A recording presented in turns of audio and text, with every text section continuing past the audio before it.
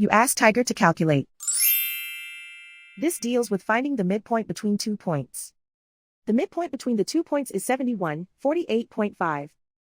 Let's solve it step by step. Plot the 2 points and calculate the midpoint using the formula. The coordinates of point 1 are, x1 equals 46, y1 equals 93.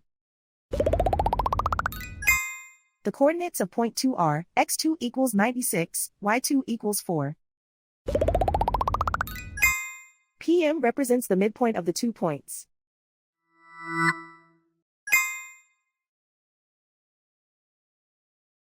Use the x values in the midpoint formula to find the midpoints x. x1 equals 46. x2 equals 96.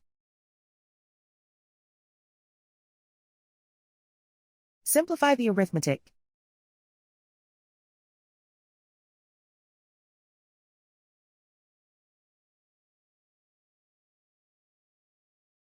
Use the y values in the midpoint formula to find the midpoints y. y1 equals 93.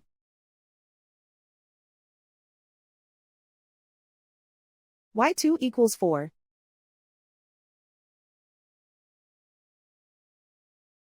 Simplify the arithmetic.